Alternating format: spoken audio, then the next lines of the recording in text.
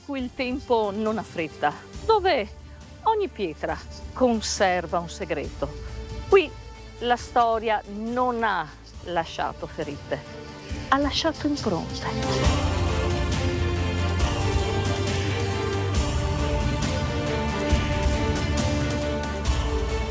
Questo luogo si chiama Soave e il suo cuore di pietra batte ancora sopra le colline venete.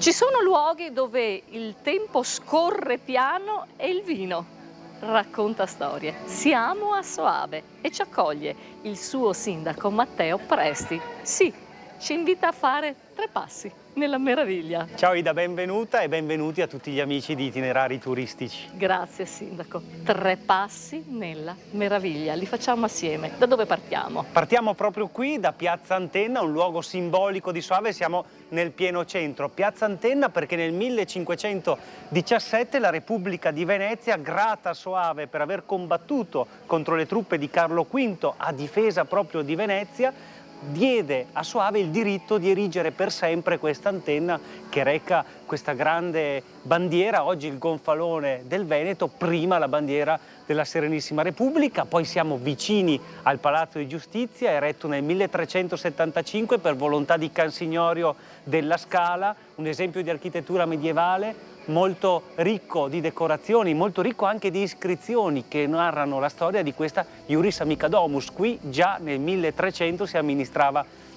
la giustizia e poi siamo vicinissimi, proprio 3 passi da Palazzo Cavalli, un esempio di architettura questa volta veneziana, palazzo eretto a Soave dalla Serenissima Repubblica di Venezia, Palazzo Cavalli, costruito per Niccolò Cavalli, a suo tempo capitano perpetuo di Soave per conto della Repubblica. La facciata ricorda i grandi palazzi del Canal Grande con le finestre gotiche trilobate e l'architettura tipica di Venezia. Una Soave tutta da vivere non solo nella storia, ma anche nel presente. Una Soave per tutte le età e per tutti i gusti. Certamente sì, è ricca di esperienze e ora ne vedremo anche delle altre. Venite con noi.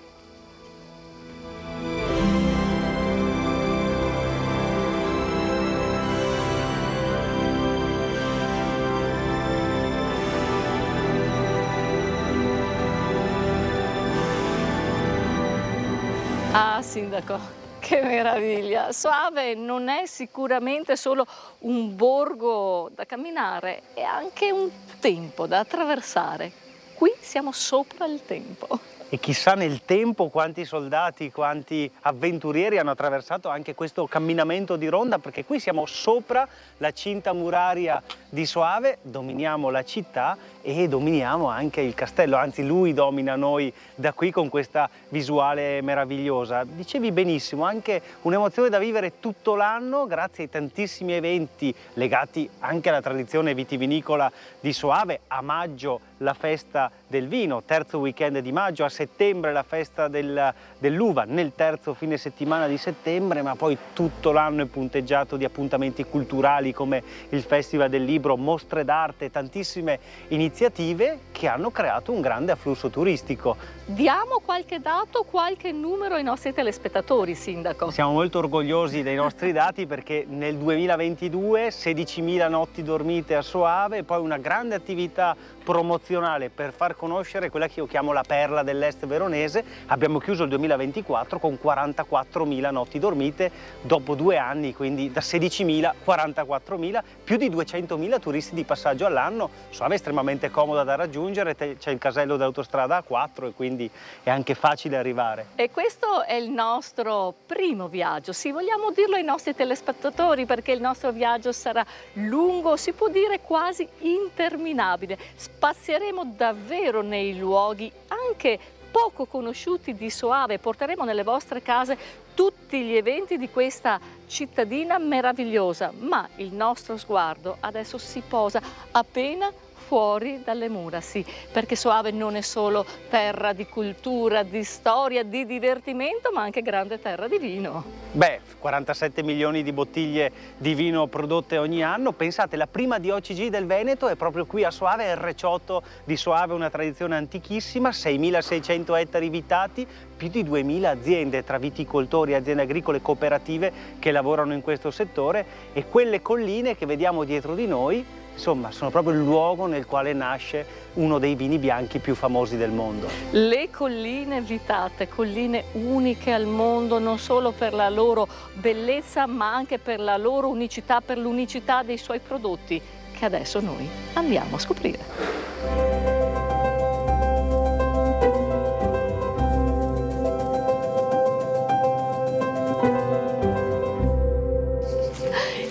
Non nasce solo dalla terra, nasce dal respiro di chi la ama, e questa è una terra particolare. Sì, perché qui si produce uno dei vini più famosi al mondo, e ne parliamo con Mirko Menini. Ciao Mirko. Ciao, ben trovati. Grazie. E io sono un po' stupita di vedere, intanto dei grappoli. Lo vedete anche voi, meraviglioso. Quanto saranno lunghi questi grappoli? Un 40 centimetri. 40 centimetri. Della nostra amata Garganega. Questa è la Garganega. Ma raccontiamo un po' il vino di questa zona e la coltivazione molto particolare. Certo, ci troviamo nelle terrazze del Soave classico. Siamo in un territorio prettamente vulcanico, per cui un terreno che dà all'uva una mineralità molto spinta. E qui troviamo diverse denominazioni: il Soave classico, il Soave superiore e il Recioto di Soave, che è il nostro vino passito. Ma facciamo due passi in questa pendenza particolare. Sì, sono chiamate anche le vigne eroiche, ma per coltivare questo tipo di vite c'è tutto un lavoro alle spalle. Si fa presto a dire sì, ecco il vino. No, c'è un grande lavoro, perché qui le pendenze sono veramente forti. Qui nasce tutto dal terrazzamento, che ci permette appunto di lavorare questi terreni che altrimenti non sarebbero lavorabili. Cos'è un terrazzamento? Cosa vuol dire? Il terrazzamento vuol dire creare una superficie piana, lavorabile attraverso le attrezzature agricole, su una superficie che ha una pendenza che normalmente non sarebbe lavorabile. Per cui cerchiamo di lavorare anche quello che potenzialmente sarebbe una superficie incolta. Ah Mirko, l'emozione di questi grappoli, sì, grappoli antichi, vero? Già, fin dai tempi di Can Signorio della Scala, signore di Verona che abitava nel castello qui di Soave, i viticoltori hanno mantenuto e preservato questo territorio nel migliore dei modi. Ed è proprio nella storia e nel suo castello che noi adesso vi portiamo.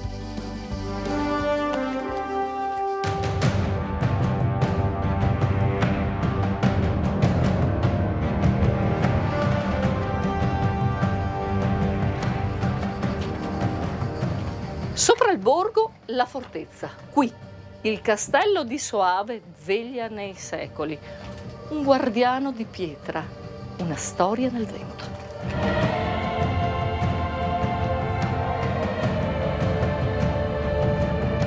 Una storia nel vento, tutta da raccontare da Andrea Soave. Buongiorno Ida. Buongiorno, e benvenuta in un vero e proprio fruttilizio militare.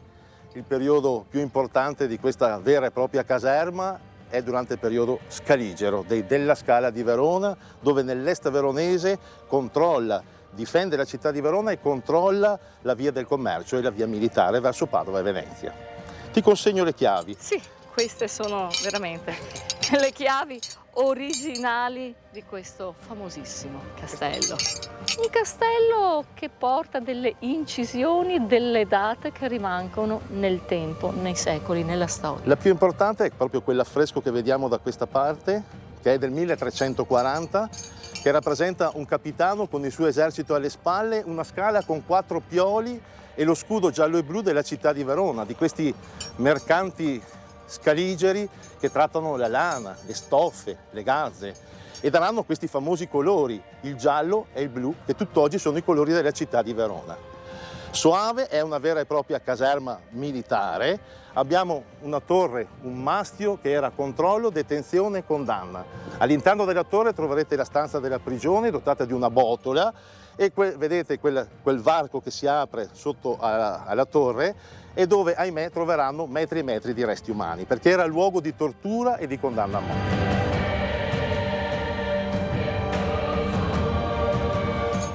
Ma tu, Andrea, mi hai consegnato le chiavi di questo maniero e io vorrei provare per la prima volta nella mia vita a aprire la porta di un castello ed entrare nel suo tempo, nella sua storia e in tanta emozione.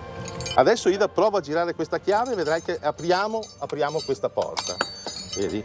Tiriamola fuori, vediamo se siamo capaci. Cambia l'atmosfera e cambia anche la temperatura, fuori ci saranno oggi 40 gradi, qui ce ne saranno massimo 15, ma quanto sono spessi questi muri? Abbiamo delle mura spesse 1,5 metri, 2 metri, quindi qui stiamo al fresco, come si dice, stiamo proprio al fresco. Siamo all'interno di questa stanza dove ci sono 2 cassettoni laterali che erano dei letti dove dormivano 4-5 per letto col sistema di testapiedi. Tutti gli anelli che vedete sul soffitto sono anelli che servivano per candellieri, per prigionieri, ma soprattutto per salire a cavallo. E quella finestrella dritta a me era il famoso passaggio segreto. Lì dentro c'era il famoso passaggio segreto che portava giù in paese, una delle tante vie di fuga del nostro comandante. Io ti riconsegno le chiavi. Grazie Ida. Chiudiamo queste antiche porte e ci spostiamo al piano superiore dove la meraviglia prende forma. La dimora del capitano.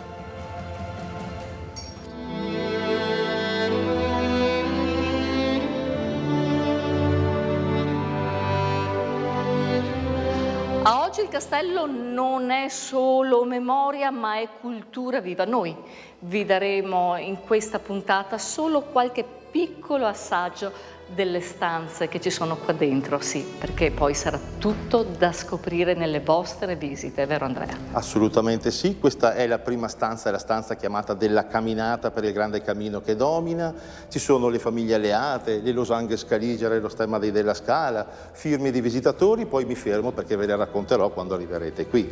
Di qua invece si passa nella sala da pranzo, sala delle riunioni. E vi racconto un piccolo aneddoto. Questo candelliere veniva usato come segnale. Grandi candele, ospiti graditi, piccole candele, ospiti sgraditi. I segnali. Abbiamo dei ritratti che ve li racconterò solamente quando verrete qui al castello.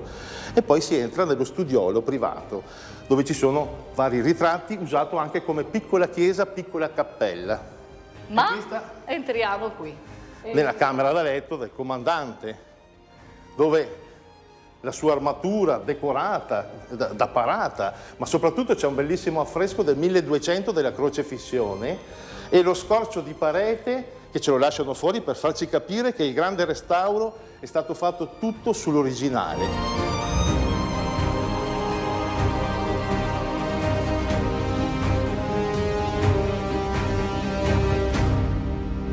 Soave non si visita, si respira.